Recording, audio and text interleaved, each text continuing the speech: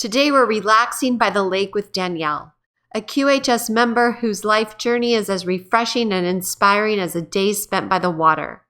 But what currents guided her to where she is today? Let's take a peaceful stroll through her story and see what's been happening behind the scenes. Hi, it's Danielle here. I arrived on planet the 2nd of January, 1950 at Meadowbrook Hospital in Hempstead, New York.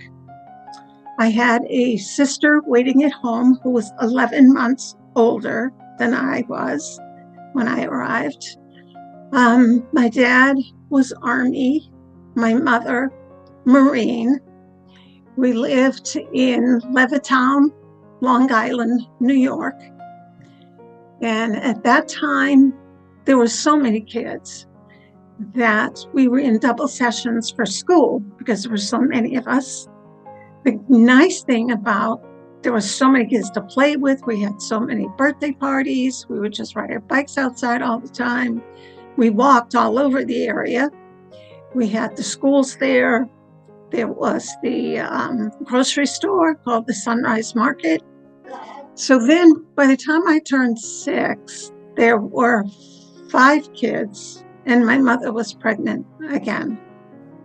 So my dad moved us to a tiny place, the backwoods of New Hampshire, called Lord's Hill, Effingham. And they were so good to us. The townspeople took care of these poor New Yorkers that were clueless. Now I went to a school that had 4 grades in one room. There was an outhouse. There was a pump. When we went there, we all had high-top sneakers because my dad was concerned for snakes.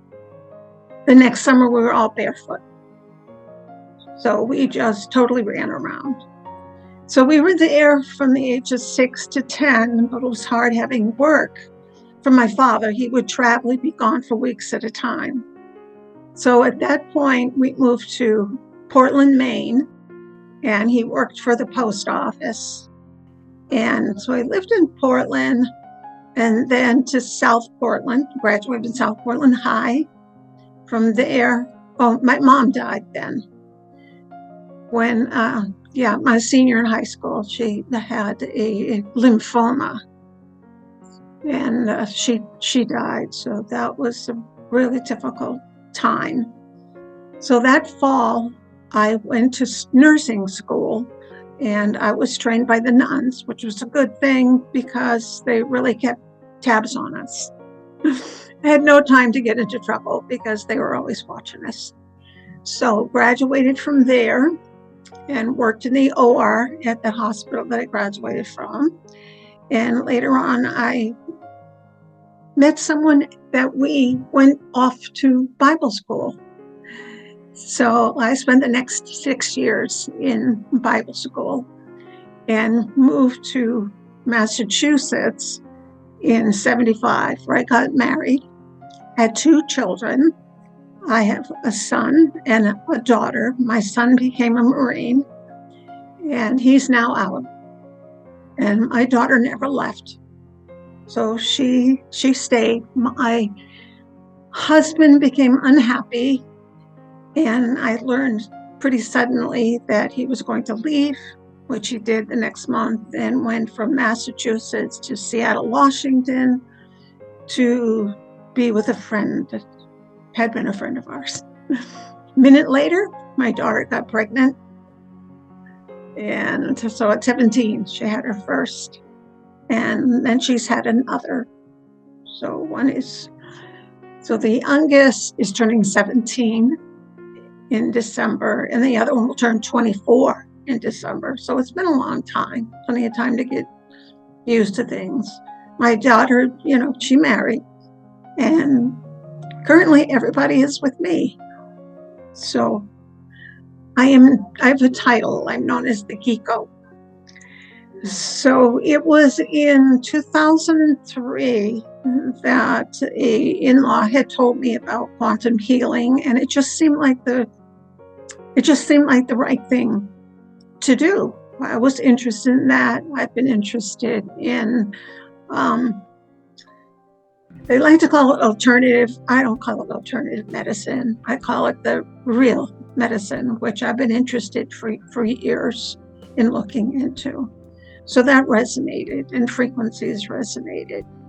So what I would like to see change is I've had some falls. I broke my hip. I broke my shoulder first skydiving I was a little crazy sometimes. But when I met my husband, he told me I couldn't jump out of planes anymore. So we've kind of ended that. So I've had, like a broken hip, the shoulder, I fractured my wrist. So I have metal in my wrist. I have metal in my hip. I have implants in my vision. So I'm looking forward to being able to see without always have to have these everywhere, by my bed, by every place. So it'd be great not to do that. Back in 1991, I had what they called a viral illness, a viral myopathy, they called it, which destroyed a portion in my inner ear, both the same. So I've been wearing hearing aids for about 5 years.